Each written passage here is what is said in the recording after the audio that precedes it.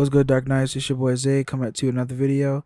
And in this video, we're going to talk about getting toys when you were a child. Now, if you guys didn't know that this was a very special moment when you were a child, you just having a strolling by your day, most likely you got back from school, and your mom goes to the store, and of course, you have no choice but to go because you most likely aren't going to be home by yourself, unless you like kind of had the type of situation where parents are always working, so someone's always looking at you. You get what I'm saying? But nevertheless, for most kids, you had to go with your parents to the store, no matter everywhere where they went. So, but yeah, that feeling of you going to the store and then you see a nice big old prize, a nice good old toy that you see, and then you ask your parents, most likely you're begging them to get it for you, and love of God, for the love of God, please. then they say, you know what? Yeah, let's go get you that toy.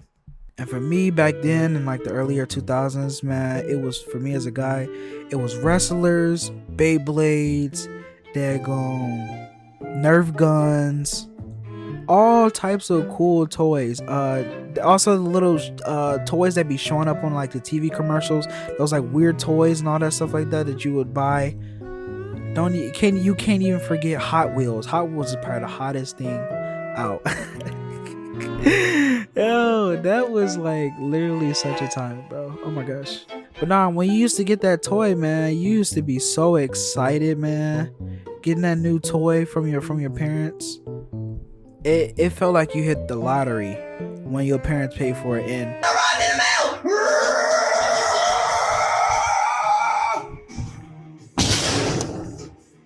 one half of the New Age Outlaws. It even has a DX hat.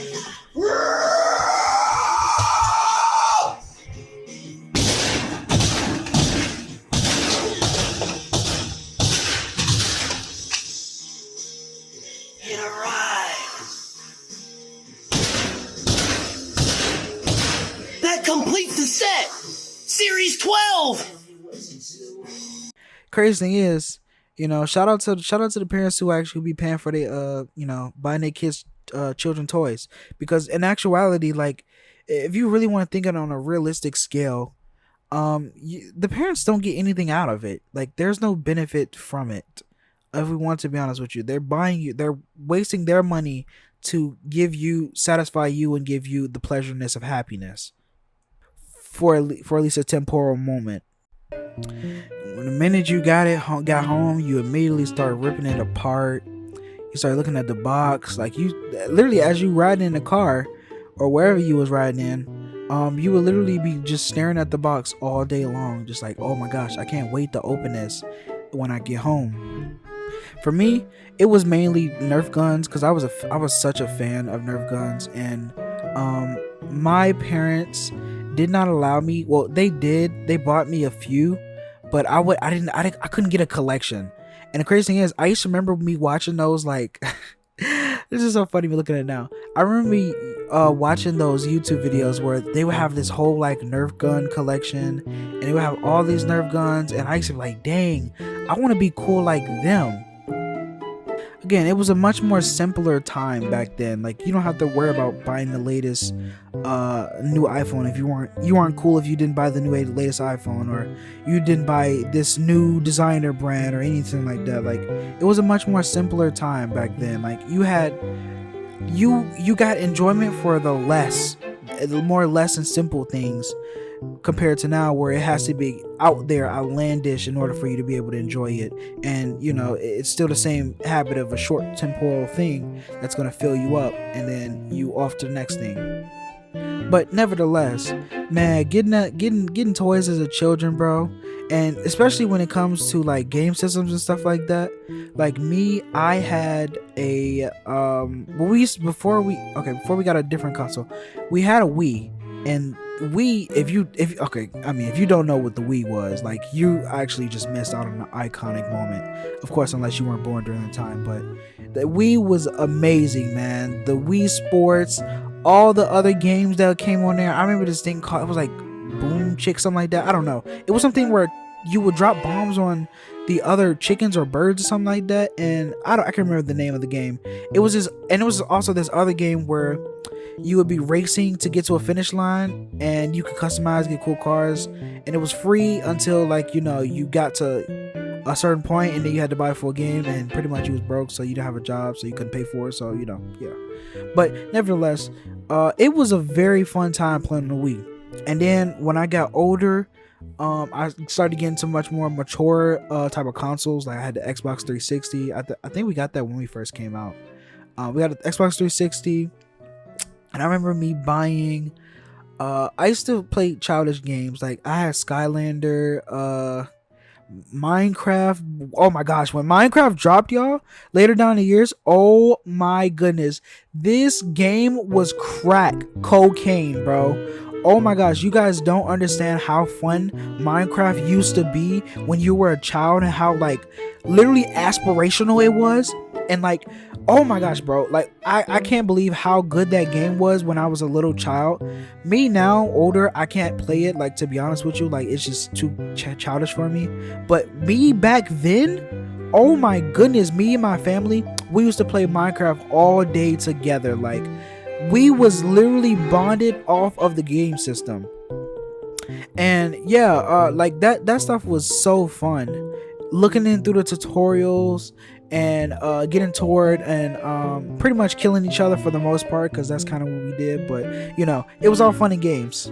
We didn't even know how to create our own world. Like, we stayed in the tutorial world for the longest until we figured out that we could actually get out into, like, you can create your own world. And then, bro, like, Minecraft was just amazing. But nevertheless, when I got, a little bit much more mature, I started to get into Call of Duty. And I think my very first game I seen, because my dad had a PS3 at the time, and he had Black Ops, and I didn't know anything about Black Ops until I seen it, and I was like, oh, this is a cool game. So I used to ask him to play on his PS3. And yeah, I used to play Black Ops, and he didn't care. And yeah, that was my first introduction to actual Call of Duty in the first place, and my long love relationship with it as I got older. But I remember me playing the entire storyline, the entire story, and I didn't know anything about it. And then this is where things take a little left, because if you guys don't know, if you play the very last mission, if I'm correct, it would be a mission where you finish everything up, and then you get like this little cutscene with JFK and all that stuff and all the presidents, and then it goes to zombies mode. And that was my first introduction to 5. And when I tell you, the minute I seen that, my face went from happy to the most scared individual I have ever seen in my life. Again, if you guys haven't seen in my previous video about how, me being terrified of zombies when I was younger, this was actually the very introduction that I forgot to let you guys know. This was my very first introduction into zombies, because that was such a surprise to me. I didn't know what it was, but all I seen was scary things walking in a scary building, and that was enough to terrify little old me. And you can probably bet that I guarantee had a nightmare that night. But the other games that I really started to enjoy, and I eventually, again, when I started to get a little older, I eventually got my first, I believe it was Modern Warfare 3 was my first Call of Duty. No, Black Ops 2. I didn't get Modern Warfare 3 till a little bit later. And this was my little relationship between both of these games of Treyarch, and peak. No, I wouldn't say it is peak Treyarch. I would still say Black Ops 2 is peak Treyarch. It's between that and Black Ops 3. Black Ops 3 and Black Ops 2 was peak Treyarch. I don't care what nobody says. Black Ops 4 and any other thing after that was pretty much mid or garbage, except for probably the storylines. But nevertheless, and Black Ops 3 had peak storyline. Are you serious? Oh my gosh, Black Ops 2 and Black Ops 3 had peak zombies. I don't care what nobody says.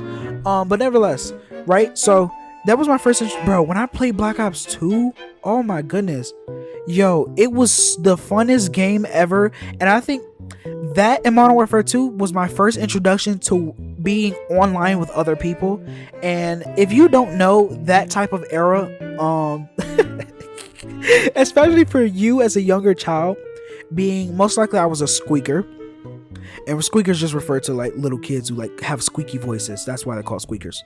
But look, y'all. So that was my first introduction to me hearing some rather interesting words being called towards me. These guys do not sit on card all day long. You think that's a fucking retard. You're a fucking retard. No, Don't it's the care, fuck I don't didn't care, just don't care, say. don't care, don't care, don't care, don't care, don't care, don't care, don't care, shut up. Are we all random? Don't care, don't care, don't care, don't care, don't care, don't care, don't care, don't care, don't care, don't care, don't care, don't care. And that was in Black Ops 2 and Modern Warfare 3. It was a very interesting time to be alive. It was fun, but it was very hurtful. If you were the kid, I mean, if you were the adult saying it, you were most likely the one having fun saying what you said to the little kids and other people, pretty much. Because that was not my first time me hearing those type of words, a curse word, but that was very much me first time hearing that words like that prevalent, curse words often, like being cussed out, being saying you're a bad teammate, blaming you for everything, pretty much being toxic. The most toxic community in the world was peak in Black Ops 2 and Modern Warfare 3 era. Like you can't convince me otherwise, bro.